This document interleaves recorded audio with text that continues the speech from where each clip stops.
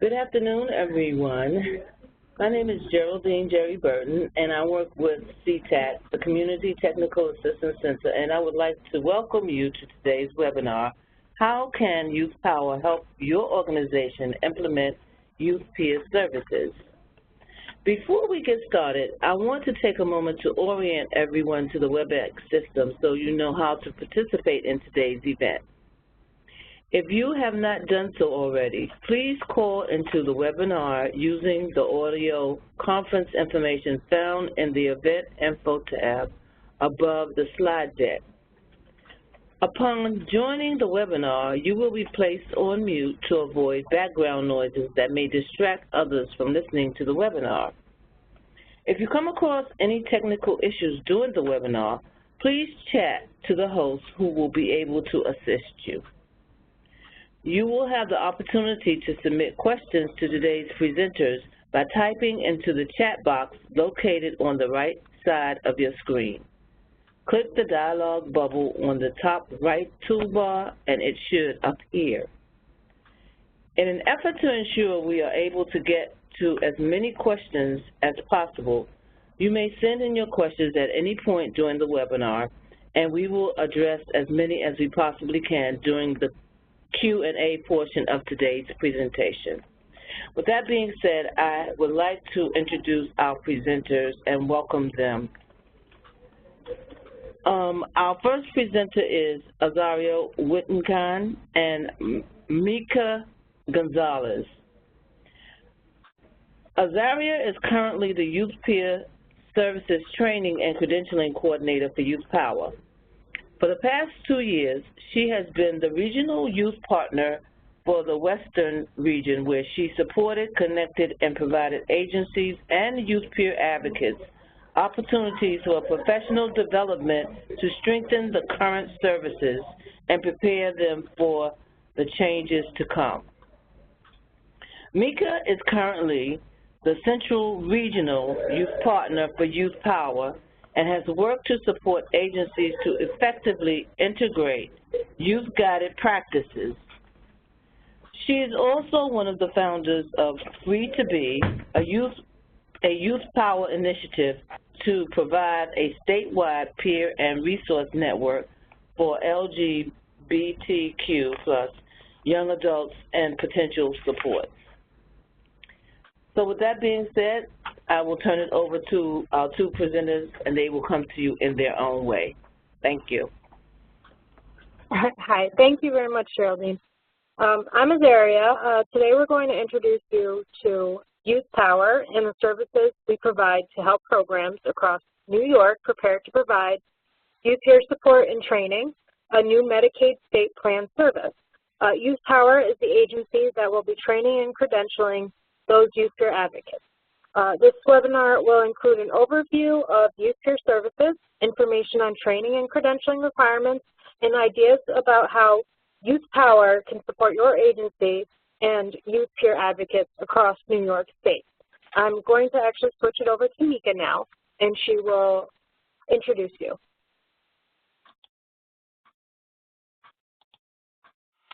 Hi, everybody. This is Mika Gonzalez, the Central Regional Youth Partner. Thank you for attending this webinar today. So the mission of Youth Power is stated here on this slide. So Youth Power is a statewide network of young people who have been labeled and are seeking change. Together, we've decided to speak up about our experiences because no one knows what it is like for us better than we do. Through peer-to-peer mentoring, we empower young people to be active citizens that are aware of government operations, their rights, and their ability to use their voices to influence policies, practices, regulations, and laws. We are young people helping other young people to ensure availability of self-help and peer support while changing systems so that young people get the support they need with the respect and dignity they deserve.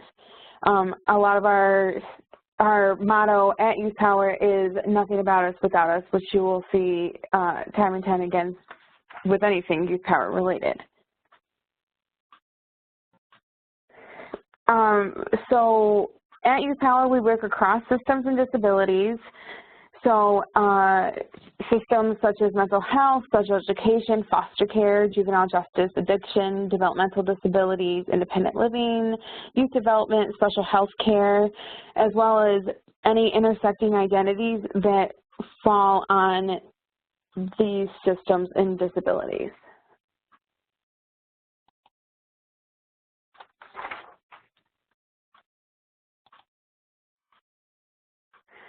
At Youth Power, we promote youth engagement on all levels of services.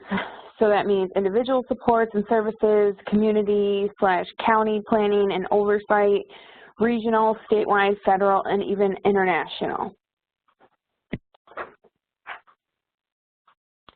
The goals of Youth Power are to expand and strengthen the Youth Power network while remaining youth-run, to successfully advocate for systems change to ensure better opportunities for young people. Also, to increase empowerment, skill building, leadership, and advocacy opportunities for young people with disabilities and system-specific labels. To improve quality of youth peer advocacy and involvement by offering technical assistance and training opportunities to young people and adult allies. And finally, to practice and promote cultural competency and diversity.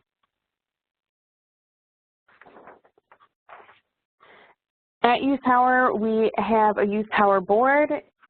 So our network leadership is ran by our board members. So these are all individuals who are young people with disabilities. They guide the work of Youth Power. They recruit and engage members, lead the working groups, the various working groups that we'll kind of talk about a little bit later, fundraising, and advocacy for our priority agenda.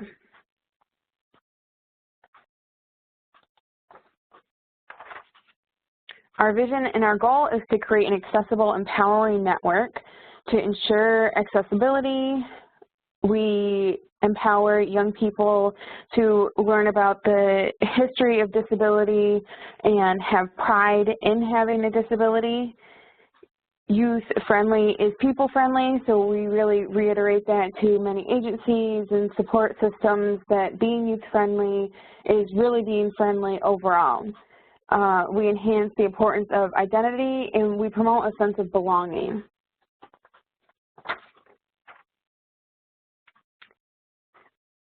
We at Youth Power create a priority agenda. So these are the top advocacy issues for the year that we collect feedback from our members, as well as board members, community stakeholders. We collect all that information, and from there we condense it into a priority agenda. So we gain input from young people through events, surveys, and direct outreach. Our action work group that we have contributes to the development and advancement of the agenda. Of course, the priority agenda is brought before our board, so the board finalizes it, makes any edits that they see necessary. In 2013 and through 2015, agenda was brought to a meeting with President Obama, and we began producing an advocacy agenda in 2008.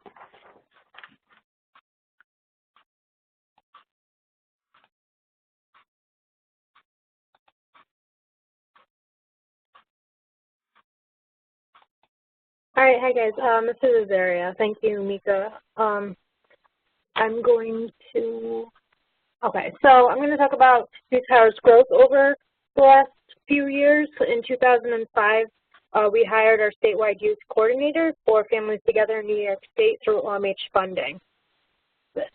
In 2007, we formed Youth Power and its board. We took on the name Youth Power.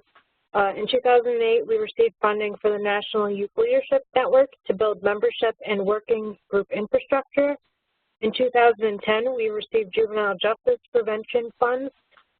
Since then, we have received many cross-system funding and support.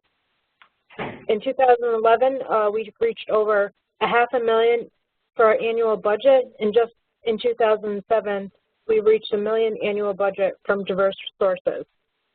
From this, you should be able to see that we are highly motivated, professional, and reputable young people. On this slide, you you can see from our current structure that we have a lot and are continuing to expand our services and supports for young people. We have youth and young adults who volunteer in all aspects of our organization, noted in all the little bubbles and fingers of this diagram. So Youth Power, here at Youth Power, we bring youth perspective. If you had a problem in the Black community and you brought in a group of white people to discuss how to solve it, almost nobody would take that panel seriously. In fact, there'd probably be a public outcry. It would be the same thing for women's issues or gay issues. But every day in local arenas, all the way to the White House, adults sit around and decide what problems youth have and what youth need without ever consulting us. So here at Youth Power, we bring youth perspective through individuals and our staff who have personal life experience in child-serving systems. Utilizing youth voice, we ensure that their needs are met and that their voices are heard. Everyone in Youth Power's network, including staff, are peers. In order to begin training and credentialing youth peer advocates, we are building on other peer movements such as the independent living, adult peer, and family peer movement. While the youth peer movement takes cues from these other peer movements, the requirements and process they go through to be trained and certified is different. People can have multiple identities. Some people may be eligible to serve in more than one of these roles, but the training and certification process is unique to the role of the youth peer advocate. We are taking cues from the peer movements that came before the youth movement and using these to shape our movement to be developmentally appropriate, relevant to youth culture, representative of the youth experience in current times, cross-system, strength-based, recovery, and resiliency focus. Youth peer advocate expertise. I'm sorry, give me a second. I'm getting over a cold. Okay. So youth peer advocates expertise is knowledge. They have knowledge of the provider system, knowledge of community resources and opportunities, knowledge of peer movements and resources for self-advocacy, and personal recovery and resiliency story. So it's a requirement to have lived experience in the system. As a youth peer advocate, your resiliency and ability to share your story builds a strong foundation to support youth in building their own resiliency skills and self-advocacy skills. The qualifications for youth peer advocate, you have to be an individual between 18 and 30 years old who has self-identified as a person who has firsthand experience with social, emotional, medical, developmental, substance use, and or behavioral challenges. They have to be able to use that lived experience to assist in supporting youth in their own resiliency and recovery and wellness. They have to have a high school diploma, high school equivalency preferred, or state education commencement credential. This educational requirement can actually be waived also. Those are service components for the upcoming training is going to be on skill building, coaching, self-advocacy, self-efficacy, and empowerment, and also community connections and natural support. So what's next for youth peer services? Currently we are supporting youth peer advocates across systems and across the state and have taken part in many of these service components, such as the SERPA-Y is a Certified Recovery Peer Advocate, the Youth Credentialing, and then OMH Waiver, the State Plan Amendment, Youth Peer Services Training for Youth Peer Advocates, which is what we are currently working on.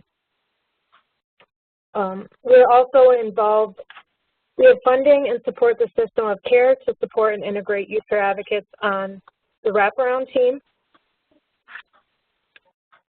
And we created the credentialing for waiver youth peer advocates. All of this involvement is supporting the rollout of the Youth Peer Advocate State Plan Amendment credentialing. If you are providing the waiver service or are interested in providing waiver for youth peer advocates, please contact our main office.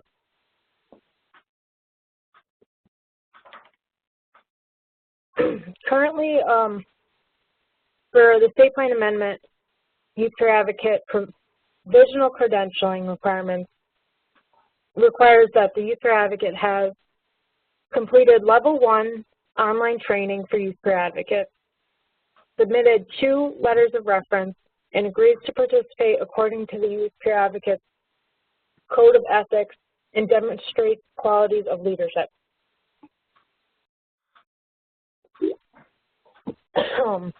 Please keep in mind that youth peer advocates must meet qualifications. They have to meet lived experience requirements, proof of age, and have a high school diploma or GED or equivalent.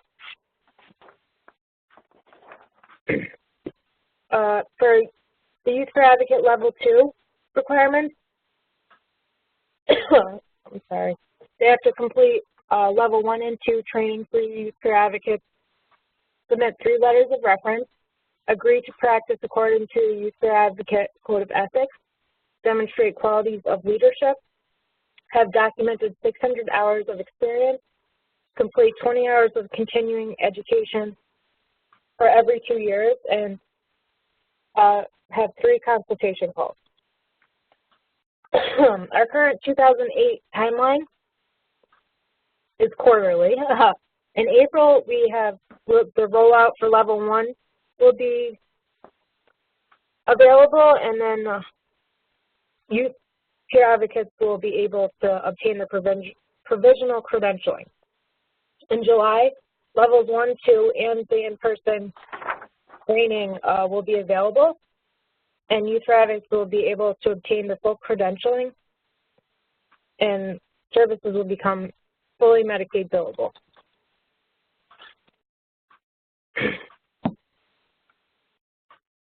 Miko will be providing you a brief overview of things that you should consider as you prepare to provide youth peer advocate services and how Youth Power can support you. If you're interested in learning more, please register for our next webinar, What is the Role of a Youth Peer Advocate?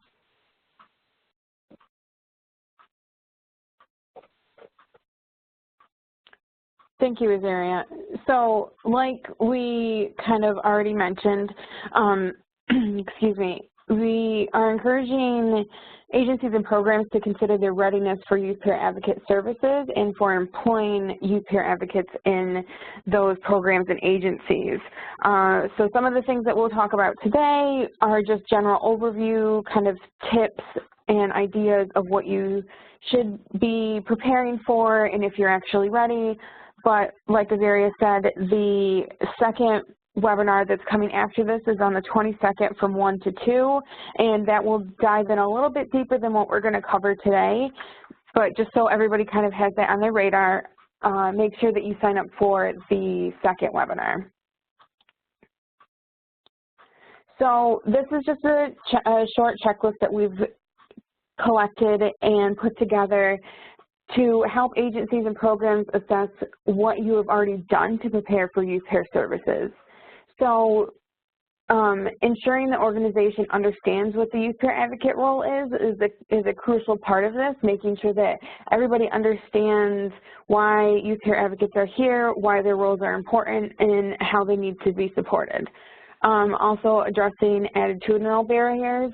So sometimes we come into contact with agencies or programs that need additional support that our regional youth partners can provide in terms of helping the youth peer advocate and the agency as a whole being ready. Identifying recruitment sources, identifying and trained supervisors and other supportive staff such as HR, which is really important to everybody in the agency needs to be aware of youth peer services and how this job is a little bit different than just a typical job that you might have. Prepare orientation materials. Work with young leaders to produce marketing and informational materials on the new service. connect to external support, and also consider the burnout prevention.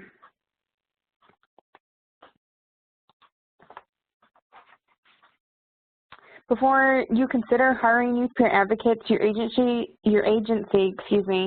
should take a look at the Hearts Ladder. I'm sure many of you are familiar with this, but this is a tool that Youth Power uses with agencies who are interested in implementing youth-guided practices or need of youth-guided practices. So it's just a visual to kind of help out where you are, where you might have been, where you would like to be in terms of youth-guided practice, but also making sure that we consider the steps to become more youth-guided. Available on our website is the how-tos of youth-guided practices. We'll kind of link you to that at the end of the webinar, our website, and where exactly you can find them on there. We definitely encourage everybody to look at those how-tos of youth-guided practices and consider taking an in-person training that one of your regional youth partners might offer or other staff.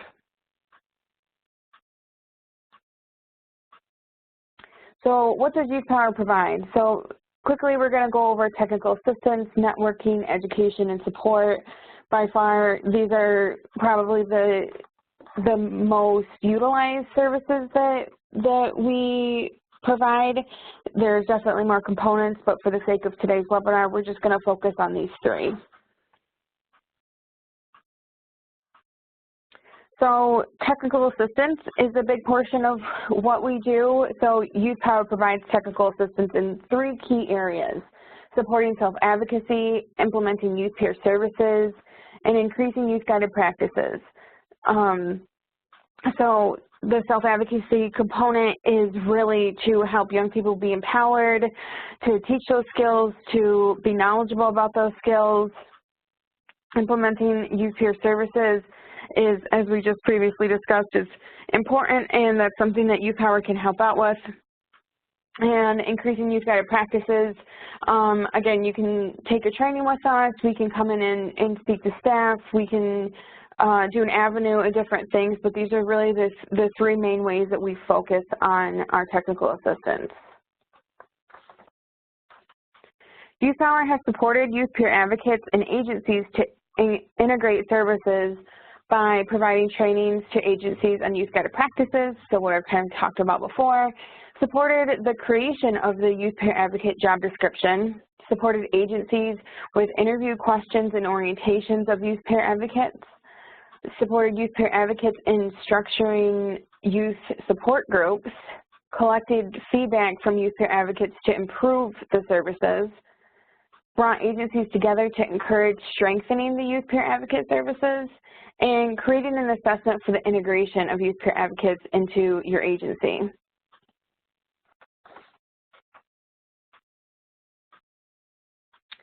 So back to technical assistance a little bit. So we have created technical assistance forms that we use as a tool to help you measure the readiness of the agency, to recognize areas of support that might be needed, to create a timeline of how soon or how close or how far away you are from actually meeting your goal of being more youth-guided in different avenues, to delegate responsibilities of the Youth Power and the agency, and also track success and changes that the agency and the program as a whole has experienced.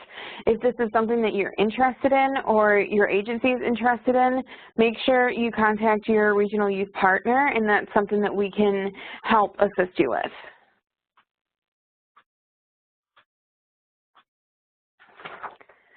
So the next two on here are the peer leadership support and development, or as we call it, is pleased.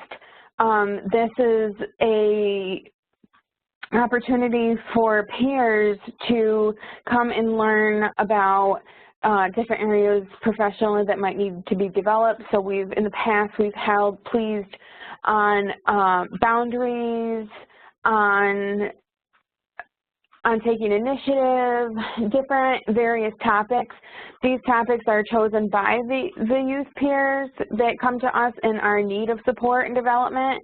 So while it serves as a purpose for education for a youth peer, it also serves as the opportunity to connect with other youth peers who might be interested in learning more or understanding the trials and tribulations that other youth peers have gone through.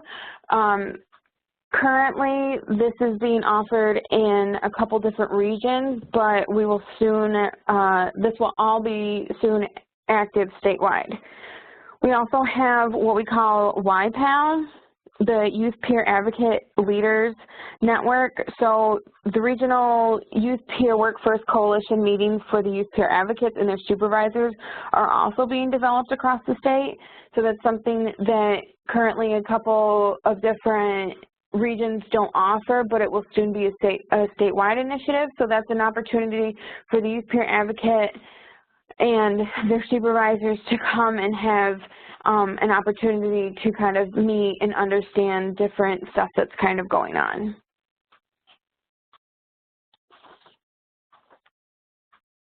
University of Youth Power, I'm sure that many of you have heard about it. This is our premier youth peer conference.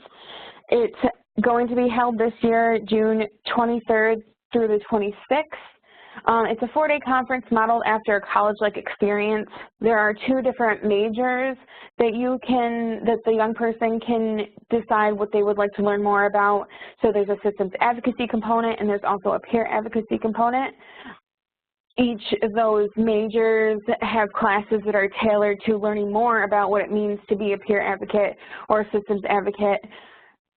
Each year, we also hold a leader center with state government officials. So we invite officials from all around the state to come and join us and have a dinner with the young people that attend this conference.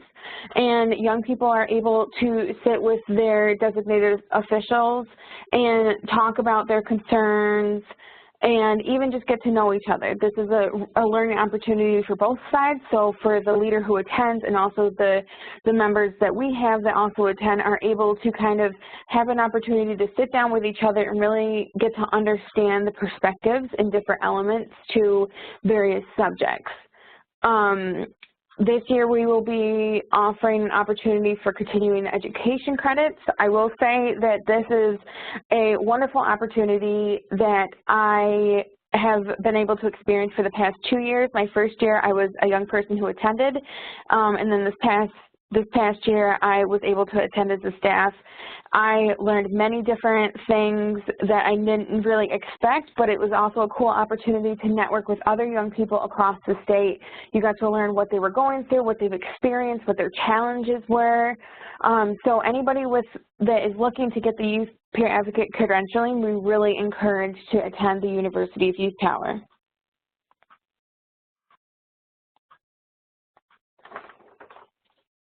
So as I talked about before, we have a lot of resources on our website. So youthpowerny.org is where you can find these. If you go under the resources tabs, you'll find our original material. Included in those are tip sheets, so the do's and don'ts of system advocacy, starting a youth advisory council, supporting and fostering youth involvement. There's also guides that we have available in there, Youth Involvement Toolkit, Supporting Self-Advocacy, and the how-tos of youth guided practices that we've talked about before. That is also being offered in an in-person training as well. If that's something that you're interested in, definitely reach out to us and we can plan that. There's also webinars and videos available on the website as well.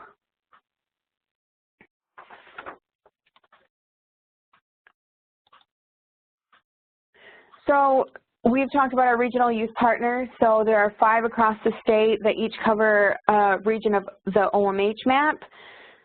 So Alex Facina is our Long Island Regional Youth Partner. There's his picture and his contact information. Myself, Nika Gonzalez, the Central Regional Youth Partner. Currently we have open positions in New York City and in Western. if you know anybody who might be interested, we're looking for a motivated peer between the ages of 18 to 30 who have lived experience, who are able to connect with young people and really get involved in some of these bigger issues. We also have Brendan Williams. He's our Hudson River Regional Youth Partner, so all of our information is right there. If for some reason you have questions and you're not quite sure where to kind of which person to go to, really contact any of us and we can make sure that we refer you to the correct person. So now I'm going to hand it over to Azaria so she can finish up these last few things we have for you.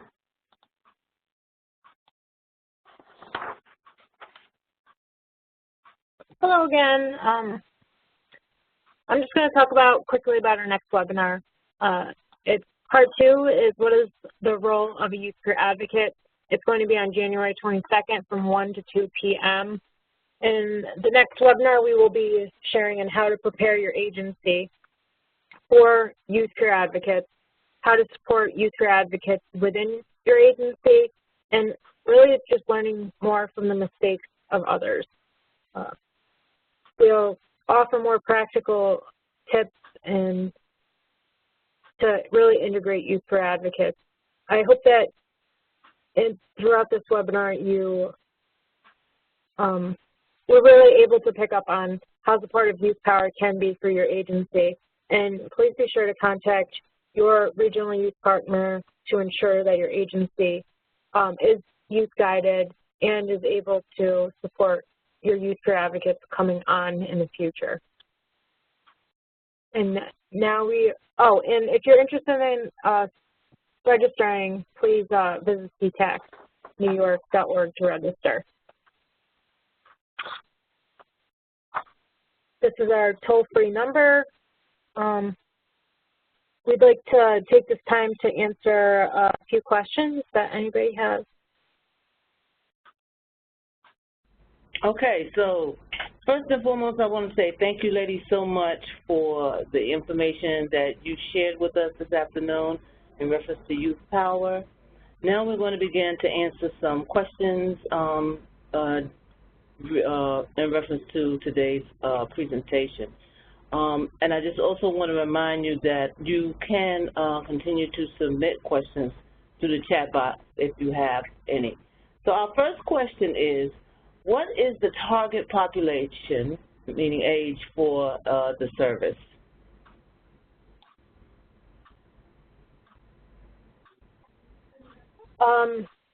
The age population will be from 14 to up until 21 years of age that youth career advocates will be working with. Youth career advocates are between the ages of 18 to 30. Our second question is, you mentioned about the Youth Peer Conference, and someone wants to know where is it held? In previous years, it's been held in Albany at the College of St. Rose, and it will be there this year as well. Great. And I just want to add to that,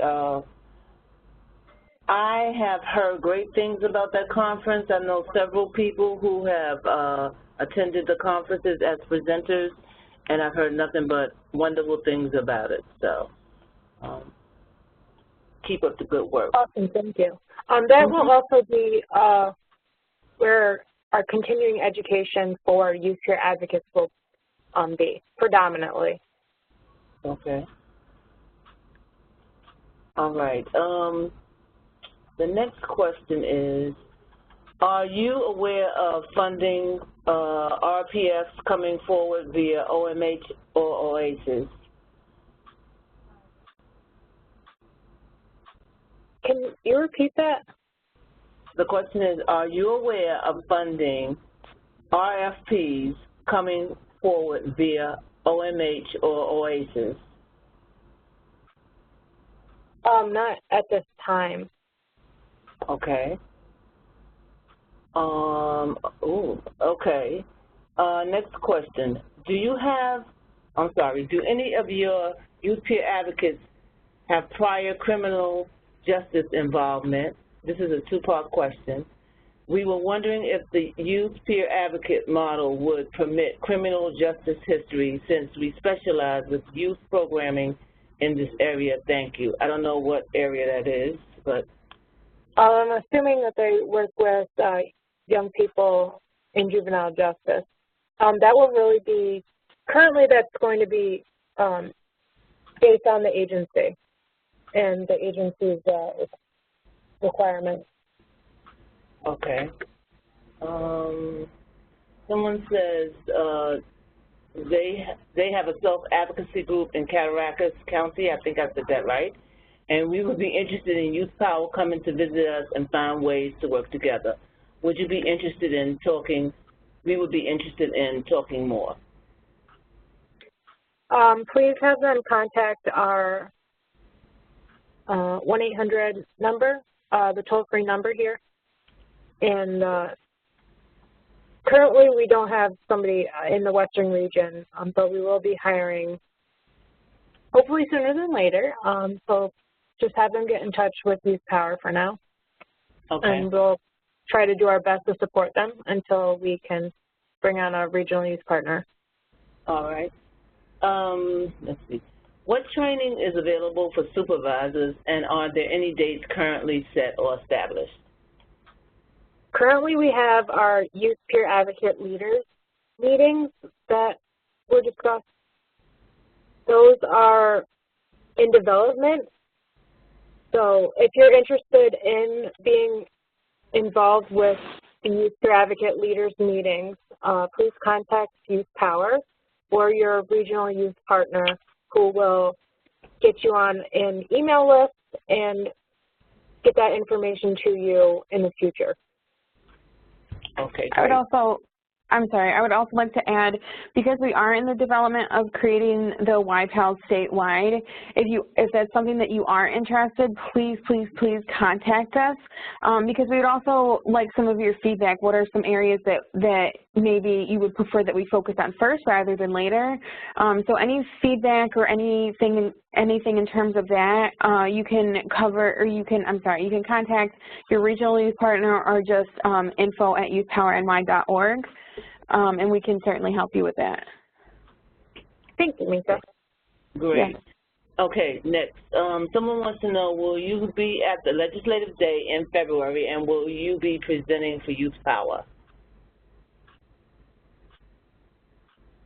No. We will be at the Legislative Conference. I'm assuming that's the one in February? Yeah, Youth Power. Yeah, Youth Power will be there. Okay, and they want to know, will you be, so you said no, you won't be presenting for Youth Power? We won't be presenting at all. It's just...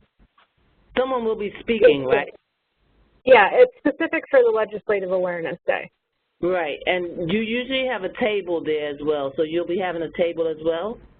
Yeah, if they would like to talk to any of our staff, we will all be there. Right, okay.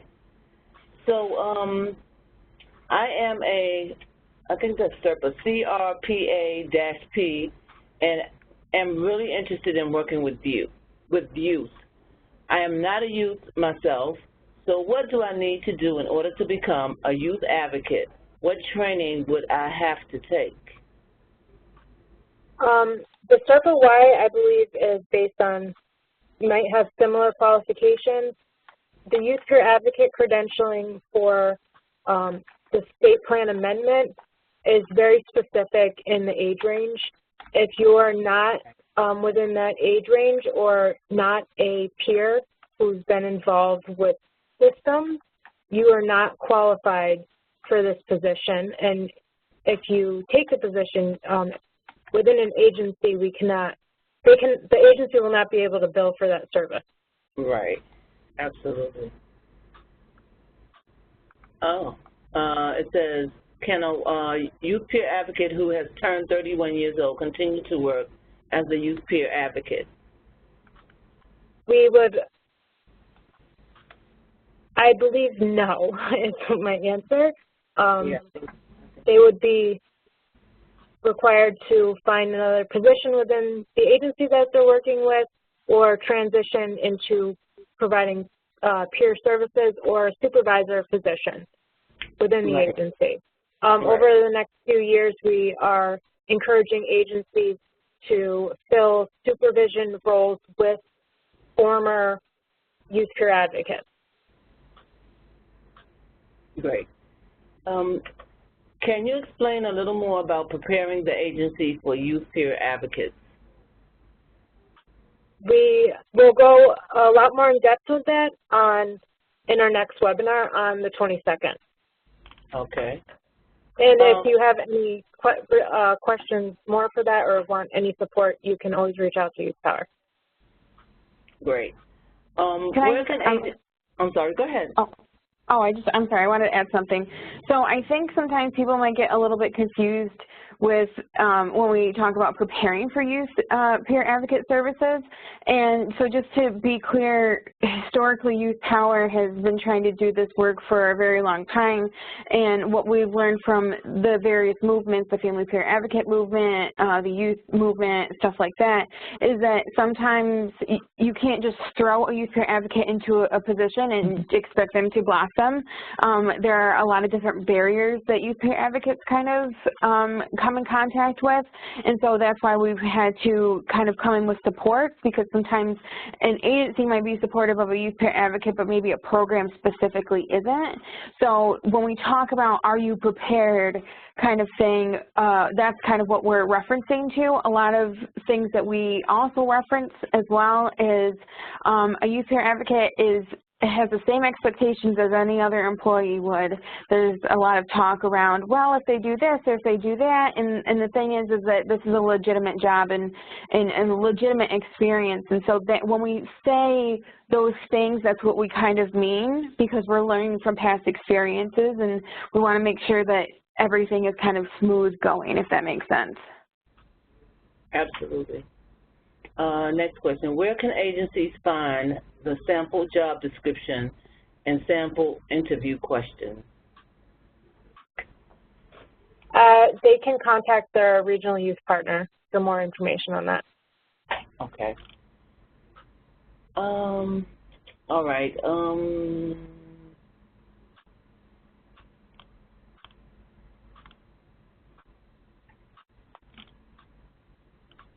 Oh, okay.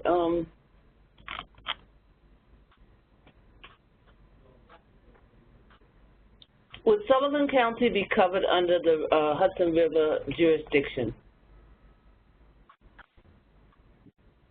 Well, I'm sorry, what county was that? Sullivan? Sullivan.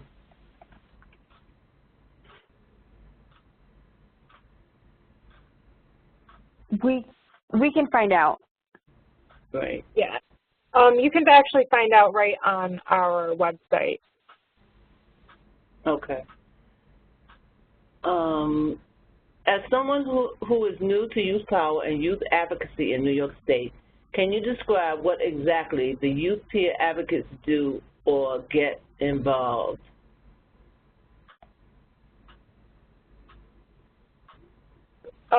With the new SPA service, youth peer advocates will be simply providing support to young people within the agency to really advocate for themselves. They're providing some level of skill development, such as supporting a young person to advocate for themselves and integrate better into their community, for instance, and be involved in their plan, and like just giving them hope for their future also, because they're working with somebody that has experience in the system and is doing. That's why recovery is such a big aspect of this, is that the youth peer advocate has to be somebody that is in recovery, or is in a place that they're able to share their story appropriately and has formed some level of recovery, so that they can provide hope to the young people that they're working with that recovery is possible. and empowering them to advocate for themselves. Great. What types of major policy changes have taken place with the help of Youth Power? The state plan amendment is heavily based on Youth Power and our members advocating for these services. The Youth Peer Advocate role in itself, we also supported the Raise the Age initiative.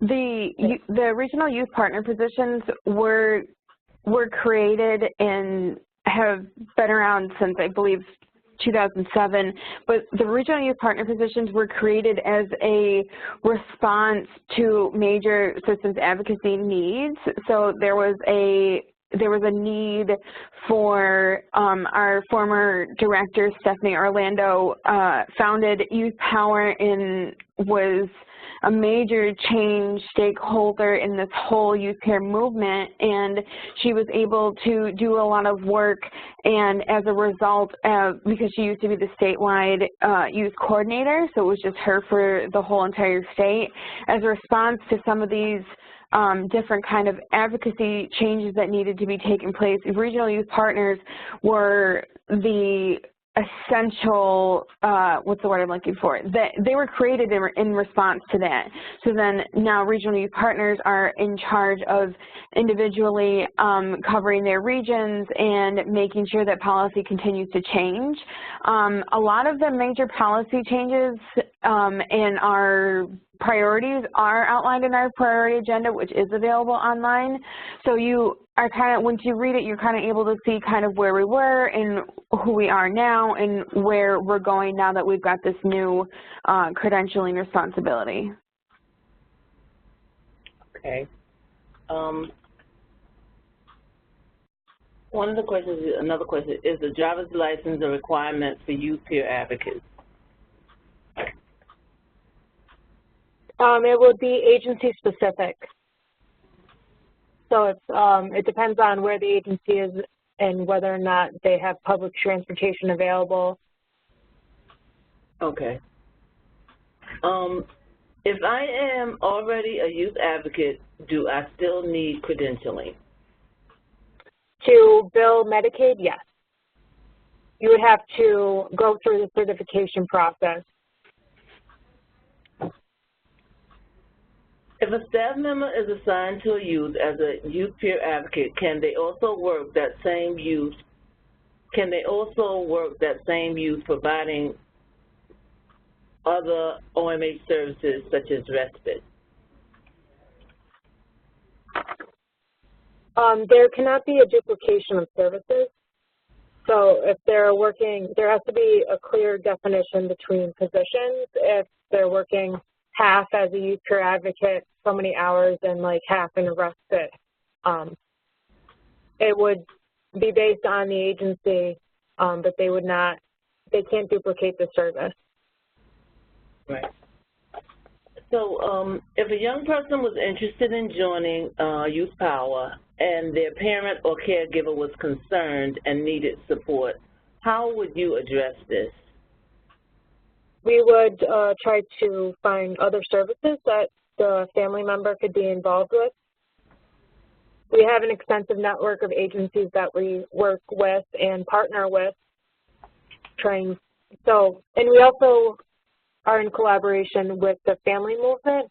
We work very closely with Families Together in New York State, so we're able to kind of provide resources for family members.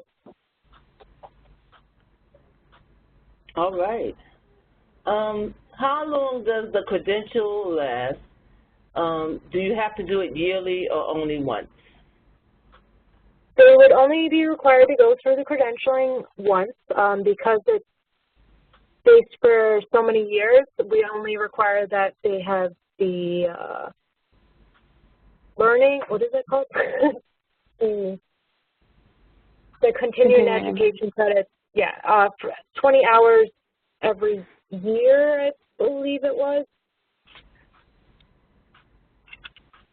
Yeah. So in other words, they don't have to be, they don't have to be re-credentialed. So the credentialing is only one time. But they would have to renew it. Is that what you're saying? There's not a renewal. They would just have to have continued education credits by either attending Youth Power or other trainings that are that we consider continuing education for. And is this for continuing education every 2 years or a year? I believe it's every year. Hold on, let me. It's in the slides. It's just not off the top of my head. Continuing education is for every 2 years, so it's 20 hours for every 2 years. Okay. Can we bring a youth from our agency to Youth Power? Of course.